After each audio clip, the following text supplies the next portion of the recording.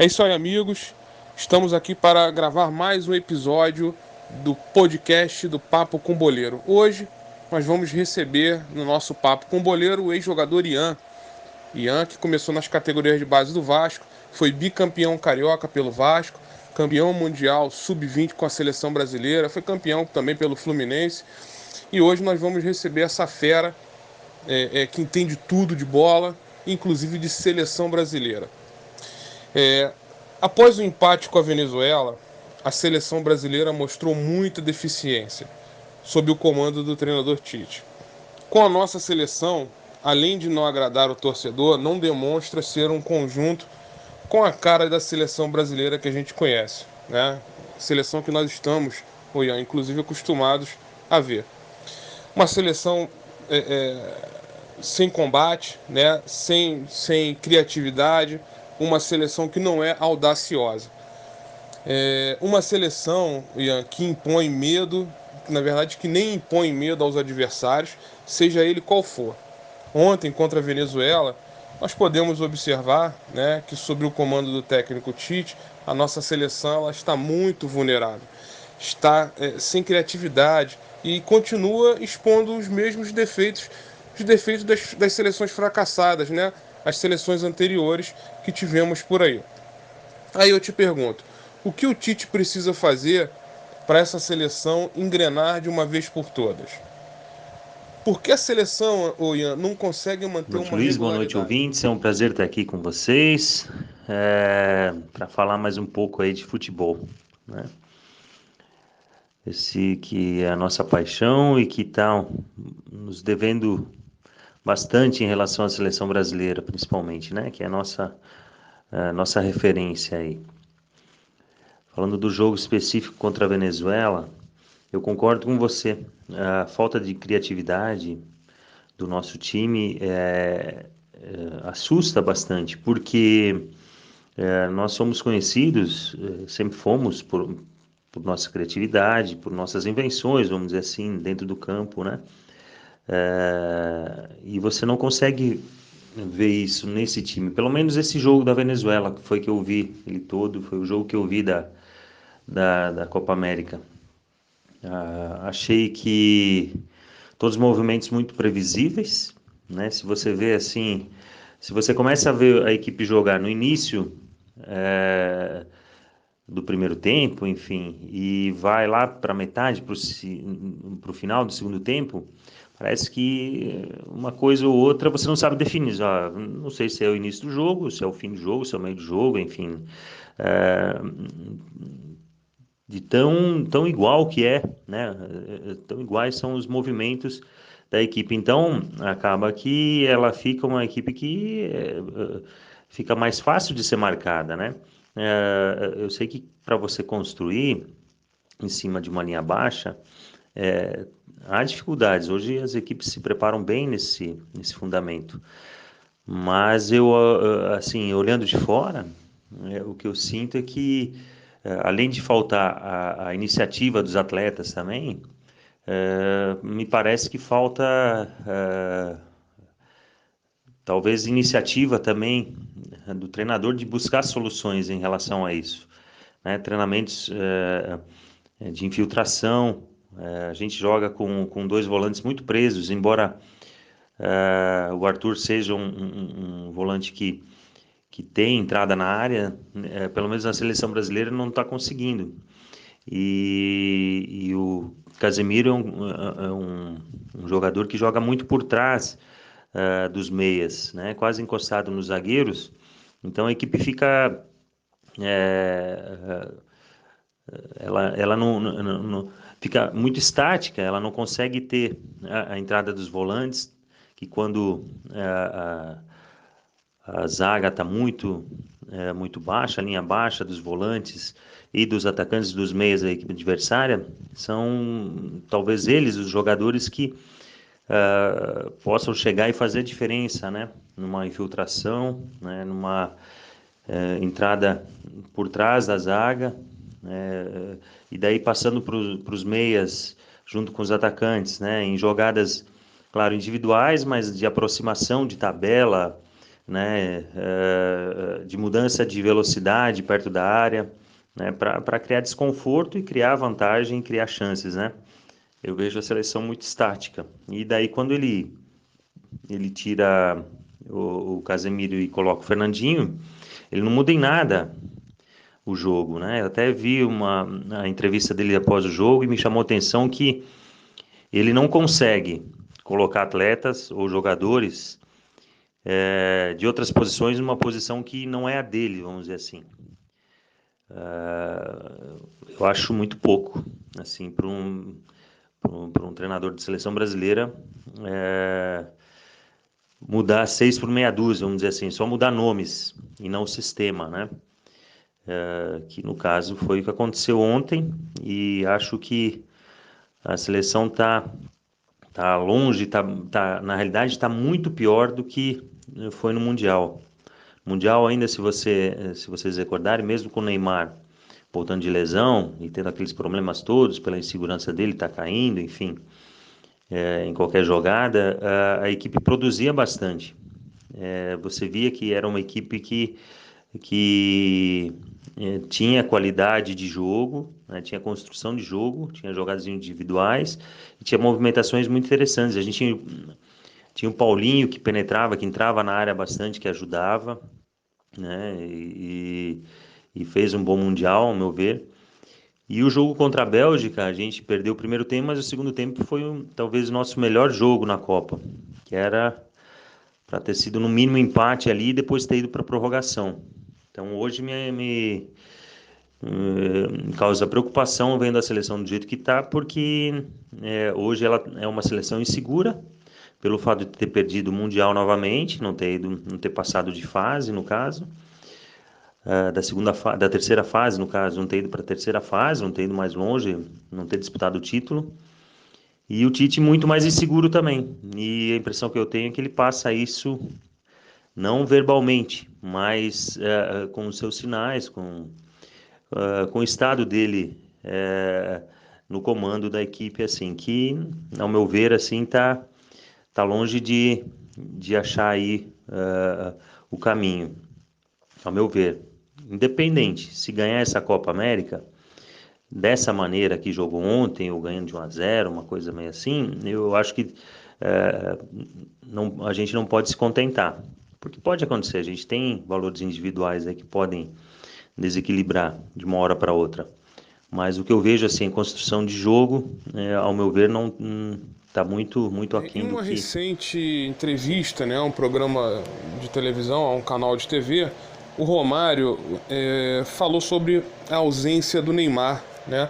Ele apontou como uma forma negativa, né, a ausência do Neymar na seleção brasileira e ao mesmo tempo ele questionou também esse empate contra a Venezuela. Mas falando sobre a ausência do Neymar, Ian, você acha que realmente a ausência dele na seleção brasileira pesa, né, em termos de grupo, em termos de qualidade, ou você acha que com a ausência dele a seleção ela está jogando mais solta, ela está tendo mais liberdade, os jogadores não tem aquela responsabilidade de pegar a bola e ter que levantar a cabeça para procurar o Neymar, para saber aonde está o Neymar, para tocar a bola para ele, enfim, qual o peso que você acha que tem a ausência do Neymar nessa seleção, ou não tem peso nenhum, ou a seleção está melhor? Qual a sua opinião em relação a isso? Olha, eu acho que essa resposta é fácil. Com certeza o Neymar faz muita falta. Muita falta. Faria para qualquer seleção e para a brasileira faz, sem dúvida. Mesmo ele não tendo feito um bom ano, eu acho ele um dos principais jogadores aí do momento e o nosso principal jogador, sem dúvida. Ainda é. E vai ser ainda por um tempo. O que eu acho é que também é que seria, ou no caso ainda é, uma grande oportunidade da seleção achar saídas para jogar sem o Neymar. Ela conseguir desenvolver um bom futebol sem depender do Neymar.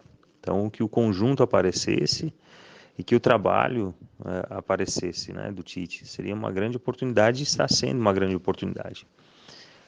Falo do jogo da Venezuela porque foi o jogo que eu vi e não gostei, mas não gostei mesmo, assim.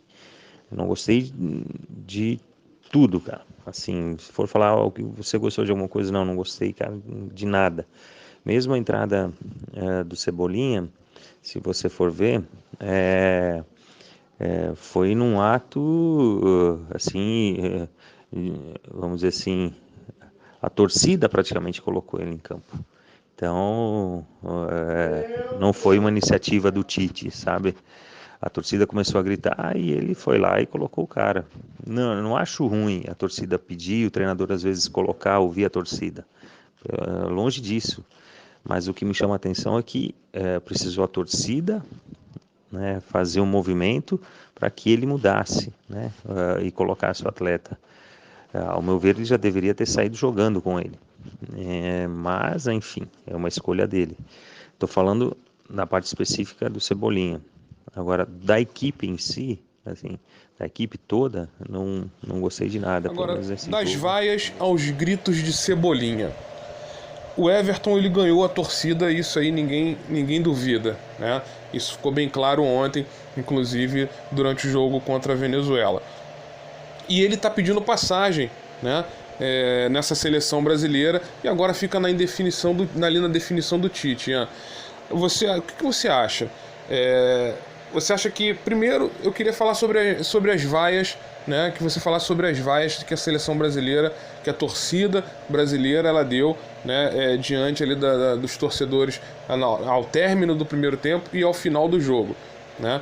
E você acredita, Ian, que o Everton ele já tem que entrar como titular no jogo contra o Peru ou ainda é cedo para ele ganhar essa vaga? A torcida ela é passional e eu acho que até foram poucas, assim,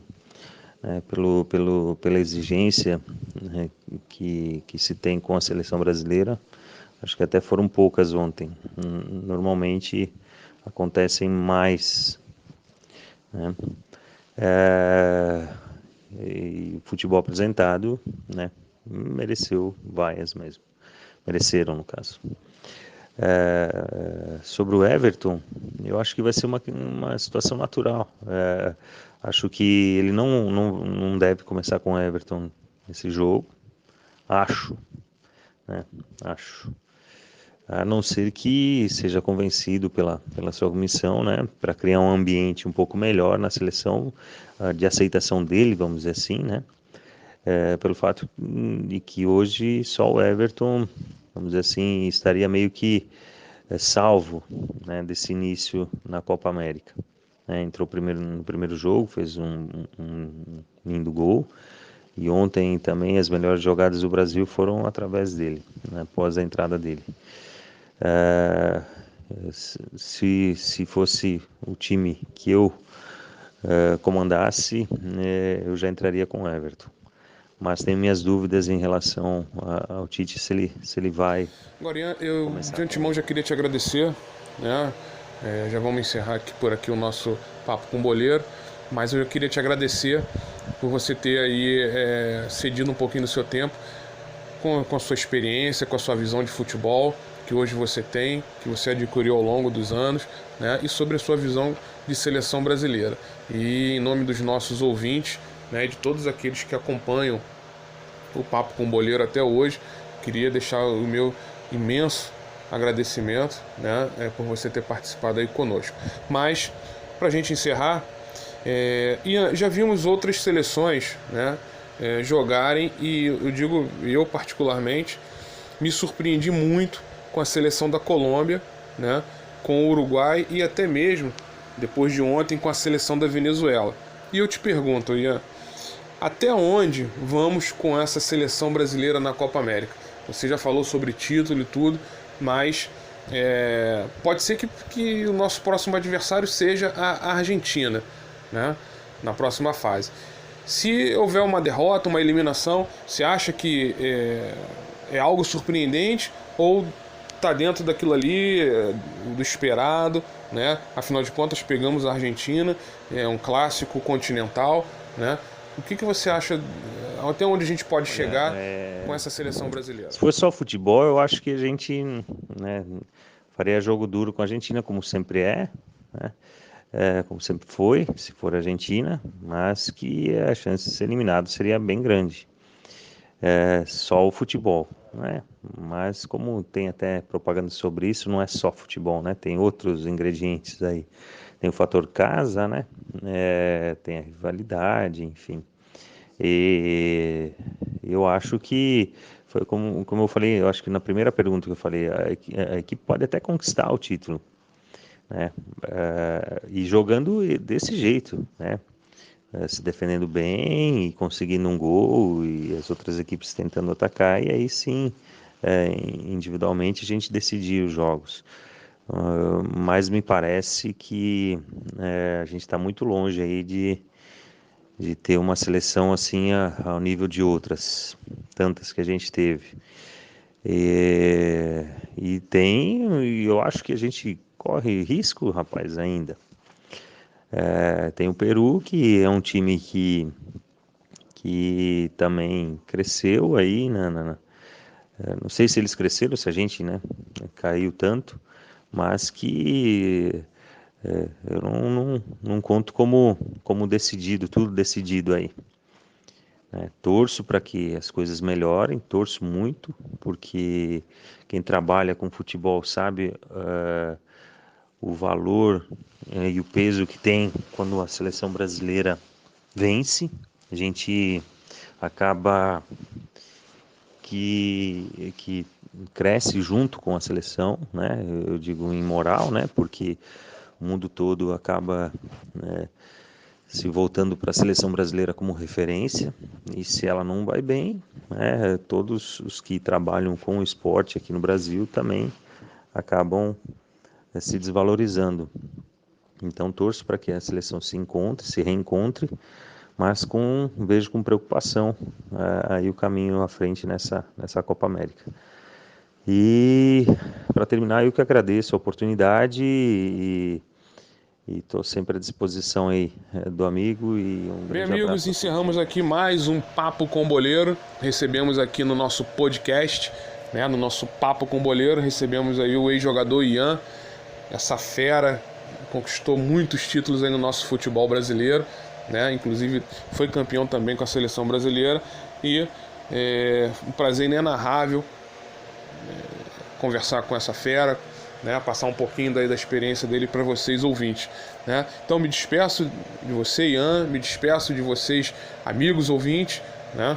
E agradeço muito a todos que fizeram. Passamos de mais de 500 downloads no primeiro episódio do Papo com Boleiro, na estreia do podcast do Papo com Boleiro, passamos de mais de 500 downloads, né, só no primeiro dia. Agradeço a todos por isso, tá certo? E acompanhe os nossos capítulos, os nossos episódios aí nas redes sociais, Papo com Boleiro, no Twitter, né, @Papo com Boleiro, no Facebook Papo com Boleiro, né, facebook.com/Papo com Boleiro, né. Inclusive estamos no site do Diário Lance, né. Só acessar lá o site do Lance, vai ver lá o Papo com Boleiro, a coluna Papo com Boleiro, tem o podcast lá e vocês vão ficar por dentro de tudo. Não só podcast, né, mas tem as entrevistas também escritas, né, que é o nosso jornalismo raiz.